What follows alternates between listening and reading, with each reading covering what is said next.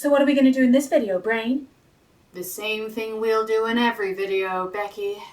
Try and take over the world with science!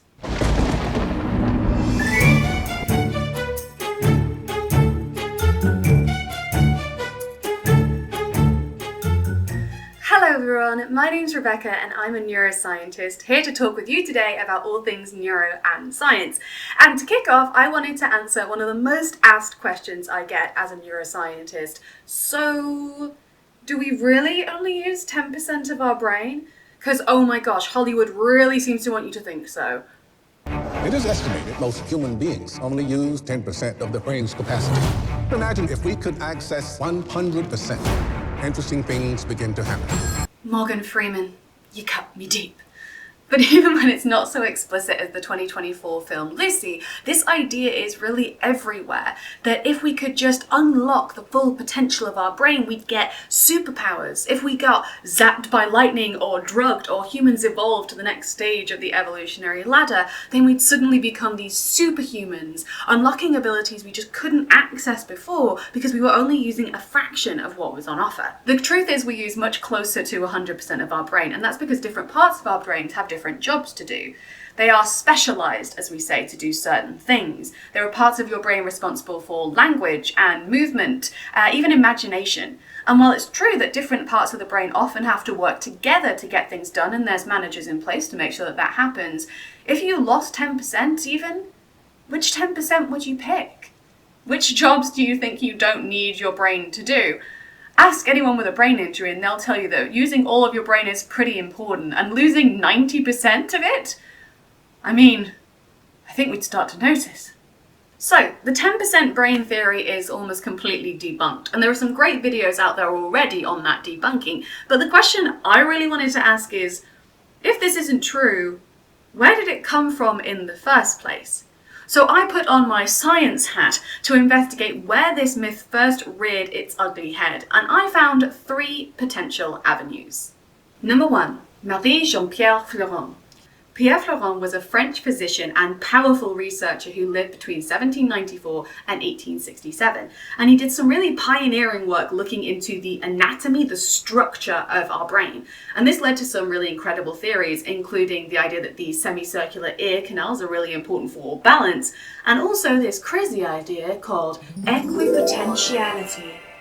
Equipotentiality is essentially the idea that instead of certain parts of the brain having certain jobs, actually all parts of the brain can kind of do everything. In seminal research published in 1842, titled Recherches expérimentales sur les propriétés et les fonctions du système nerveux, he was French in case you couldn't tell, Fleuron wrote, "In effect, not only are all of our perceptions, volitions, and intellectual faculties residing in the same organ, but also in the same space there." But there was another Frenchman who was none too happy with Fleuron's idea of equipotentiality, and this was a one Mr. Franz Joseph Gall, who was pioneering his own science at the time, a concept known as phrenology.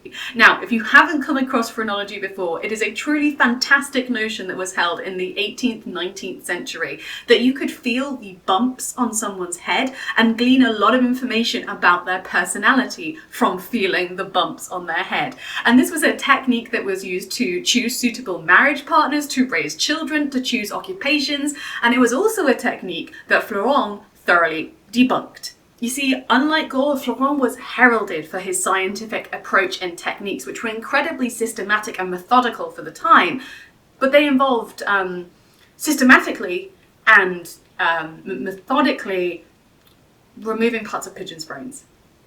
The premise behind this is pretty simple, right? If you remove a part of the brain that is important to do a job, then the thing should struggle to do the job if you remove the part of the brain. So if you remove a part of the brain that's really important for moving, then the pigeon should stop moving. Or if you remove a part of the brain that's really important for cooing, then it will stop cooing. And that's pretty much all I can imagine pigeons doing, but you kind of get the idea.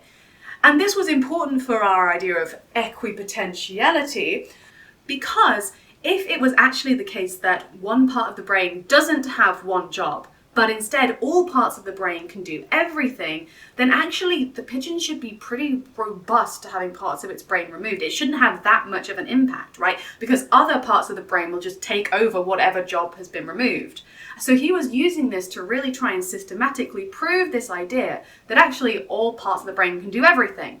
It isn't the case that if I remove the movement part of the brain, the pigeon will stop moving, because there is no movement part. See? Systematic, methodical. Just involves scooping out pigeon brains. Now, as I discussed at the beginning, we kind of do know that Fleuron was actually wrong here. The idea of equipotentiality has been largely debunked, and now in neuroscience we focus instead on this idea of source localization, that certain parts of the brain do have certain jobs. And this is in part because of more recent research where we can actually look at the brain when it's doing stuff, but also because of some really famous case studies in which people lost parts of their brains and had very specific changes. Now, perhaps one of the most famous case studies here, and one of the first ones you'll ever learn about if you study psychology, is patient Phineas Gage. You see, patient Phineas Gage was working on the railroads when an explosion went off which sent a metal railroad spike right through his left frontal lobe.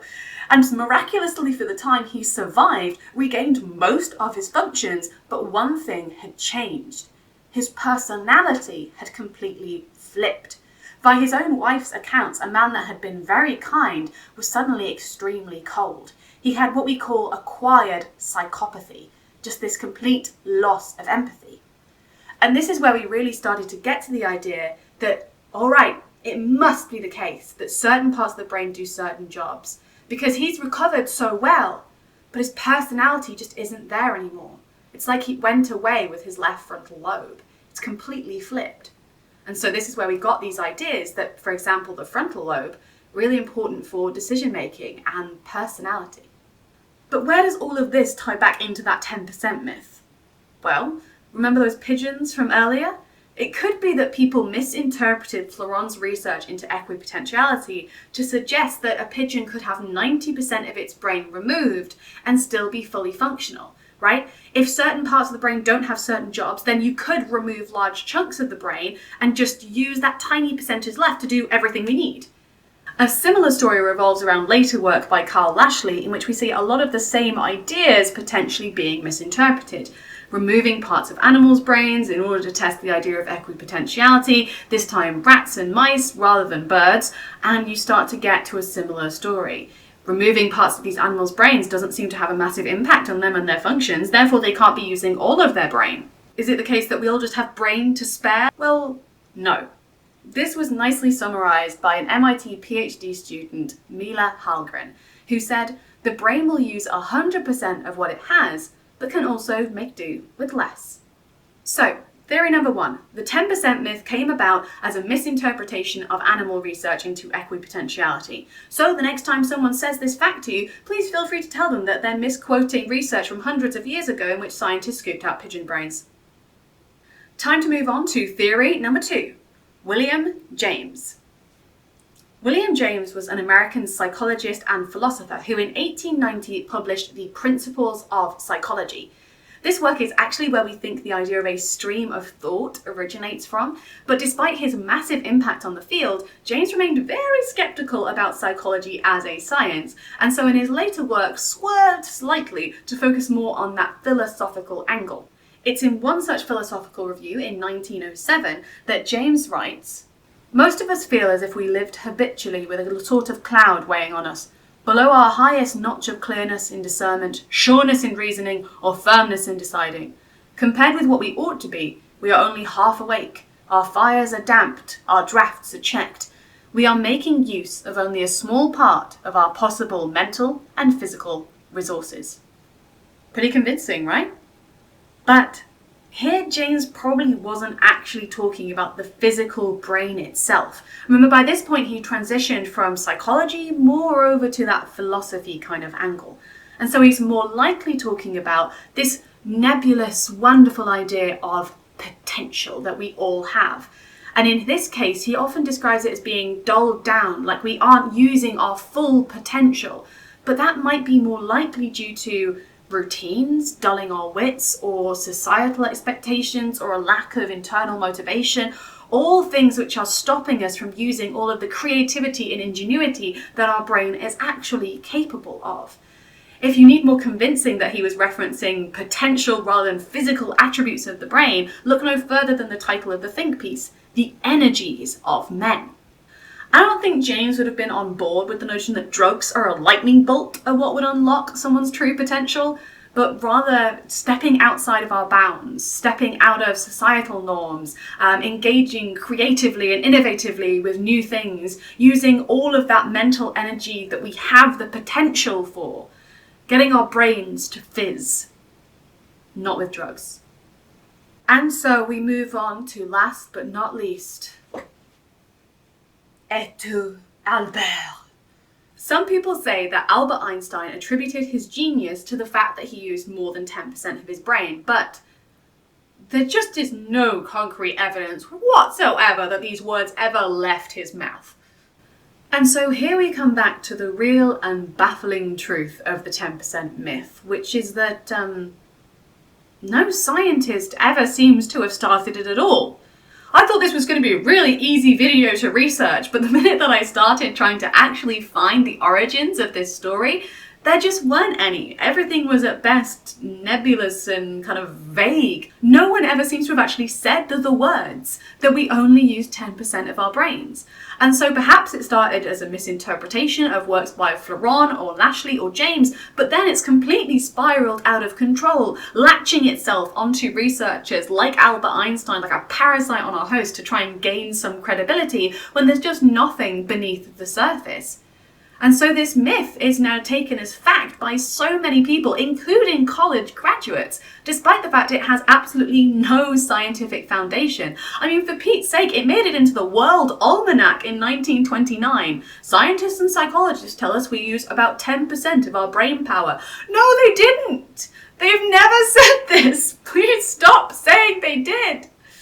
Honestly, it's left me a little bit baffled. I find misinformation super interesting, right? This spread of information that isn't necessarily true, but it always has a starting point. There's someone backing it up, but this myth is just hanging around on it all on its own. It's a bit like a weird Mandela effect, in which society seems to collectively remember this as a thing, despite it never actually happening. If you've never come across the Mandela effect, this is absolutely brilliant. It's named after Nelson Mandela, and this is because collectively society seems to think that he died decades ago in prison, when actually he only passed away in 2013.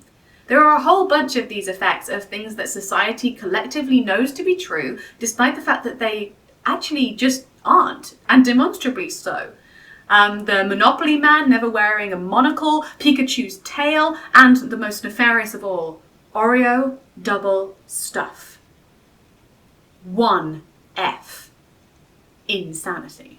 So, it turns out the origin of the 10% myth is actually really disappointing, but also very telling. It's really easy for one person to misinterpret a bit of research and for that to then spread far and wide, especially facts that are shocking or fun. It would be great, don't get me wrong, I'd love to have superpowers. It's such a great idea that if I could just tap into something that's there inside of me, then I'd get telekinesis so I could read minds. I wouldn't actually want to be able to read minds, just for the record, in case people are asking. The power that I would want is telekinesis. You're telling me I could make a cup of tea and make the cup of tea come to me without ever having to get up out of my chair? That's witchcraft.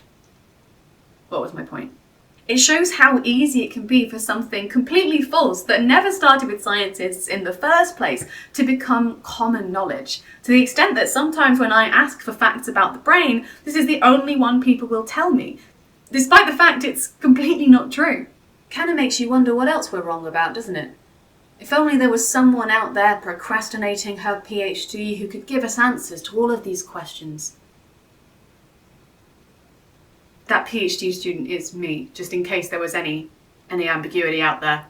If you have any questions about the neuroscience we've discussed today, or you have any suggestions for future videos of areas of the brain or other myths that you maybe want to see dispelled, please do leave a comment below. Other than that, it's time for me to go back to the lab and plan for the next video. But until then, please do let me know of any progress you make in trying to take over the world. With science!